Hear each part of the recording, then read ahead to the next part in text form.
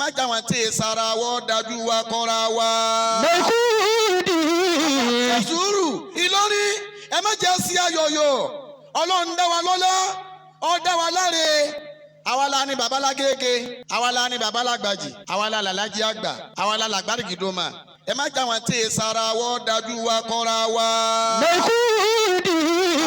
Sùúrù tẹ́nitẹ́ni àwa la ni wọ́n. Tilka ummatun la makiri ma kasabat. Àwọn bàbá yẹn ti lọ walakum ma kasabtum. Akiyakunla. Èmi pẹ̀lú rẹ̀ tó kù wá kù ní kálukú sáré bí ó ti ṣẹ́kù. Babala gege ti ṣẹ́kù, alájẹ àgbà ṣẹ́kù, babala kata ṣẹ́kù, àgbàgìdò máa ṣẹ́kù, babala gbàjì ṣẹ́kù, baba mẹkúdi ẹ ń ṣẹ́kù lọ́nu fa. Ẹni bá fẹ́ ṣẹ́kù bí àwọn ẹni rẹ̀ yìí kó gbà pé gbogbo wa la ilaha illallah muhammadun rasulullah.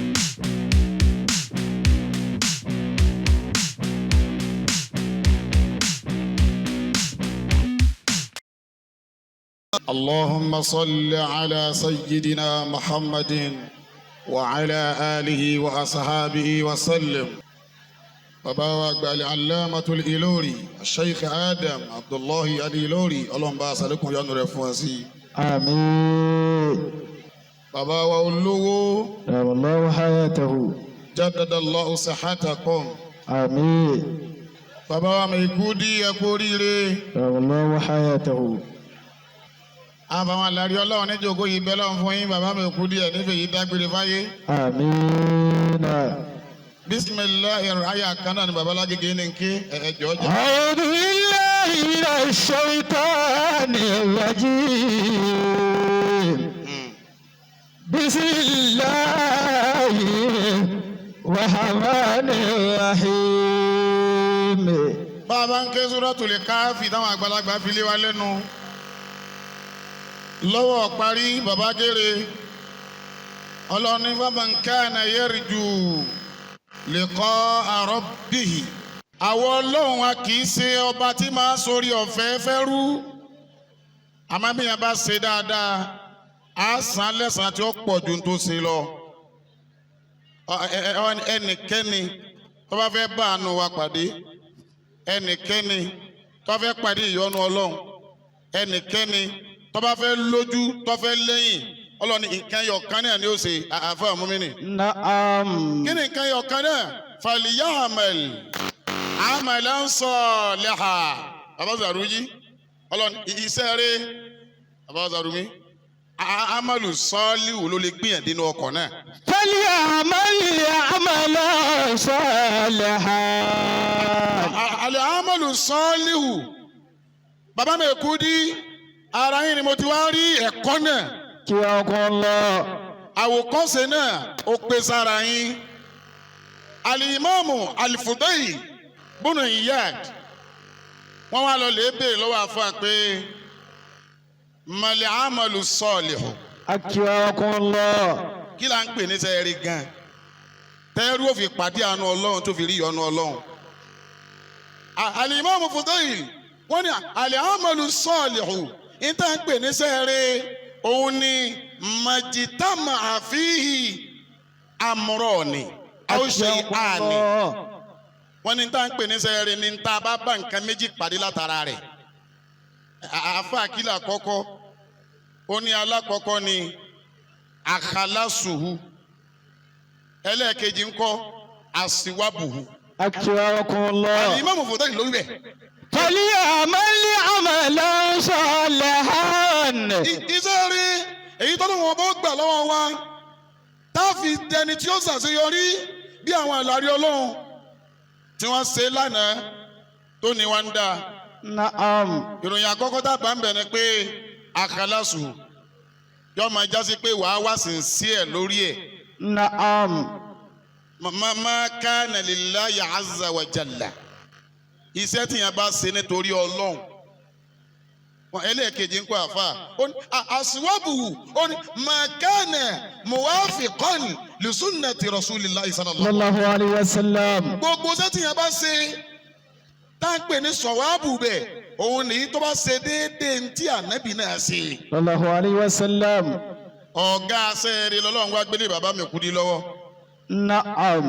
kí ló ọ̀gá sẹ́ẹ̀rì kíyàn wá ráyè pé mo fẹ́ jòkó ti Al-Qur'an a máa kọ́ máa ń kéwú a fi Qur'ani yọ èèyàn kó nínú ọ̀fìn a máa fi Qur'ani bú àwọn èèyàn yó pẹ̀lú ọ̀rọ̀ Ọlọ́run ọ̀gá sẹ́ẹ̀rì nù.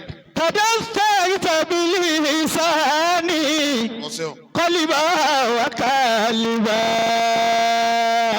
bàbá mi kú dí àwọn àgbàlagbà ní sọ fún yín pé ibi tẹ́ stand lórí òun mo bọ́lọ̀ ń bẹ̀yìn ẹ má kó mẹ́ o.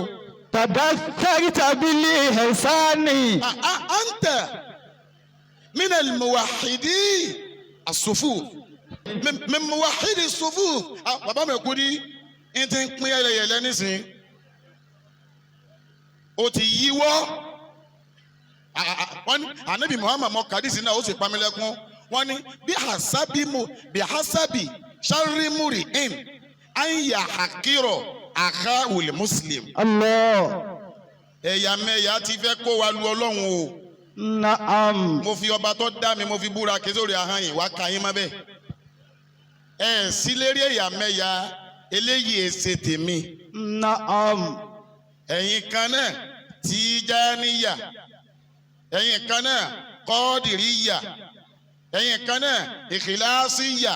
gbogbo bí ẹ bá dé nílé yín ibẹ̀ ní ká yín.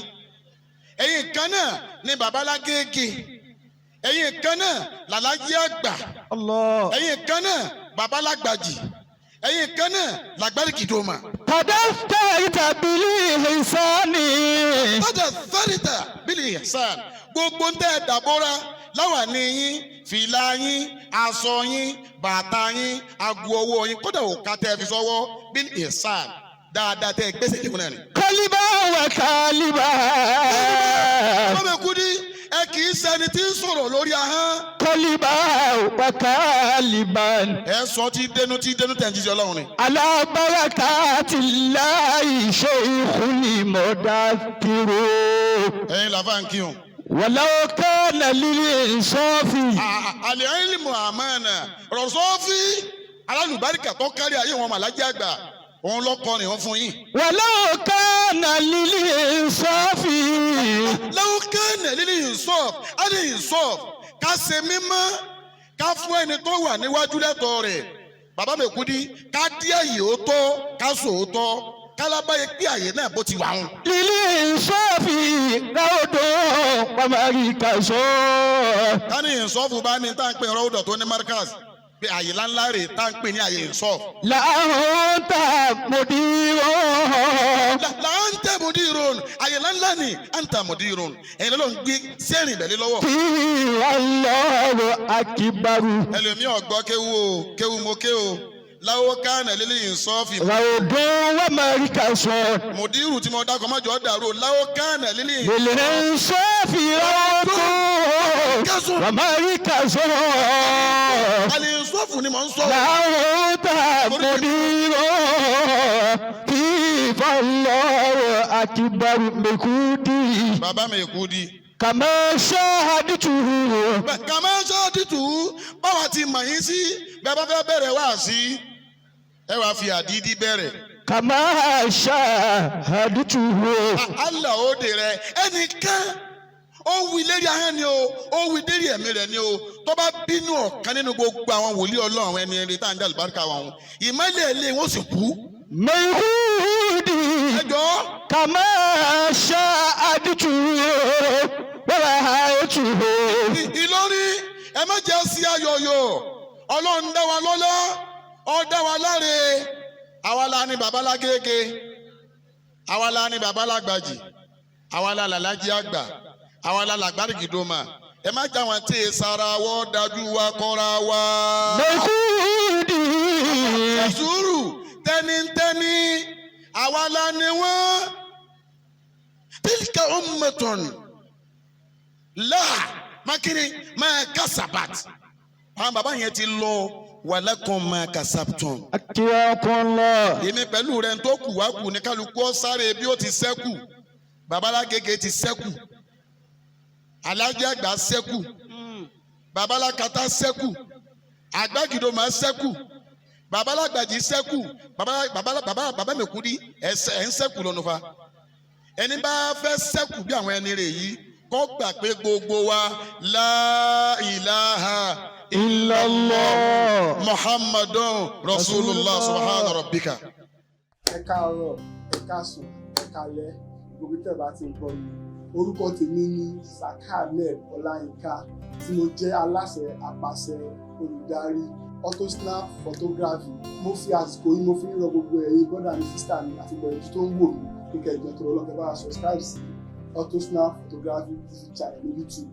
Àwọn abẹ́rẹ́ tí máa rí àwọn Islamic lecture tẹ́ tí máa rí ìwò tẹ́ máa kọ́gbọ́n bíbẹ̀ tẹ́ máa rádùn àti tẹ́ máa gbélé ayé tẹ́ máa rí bẹ́ẹ̀ bá mi subscribe sí Autosnap photography TV channel ní YouTube wa.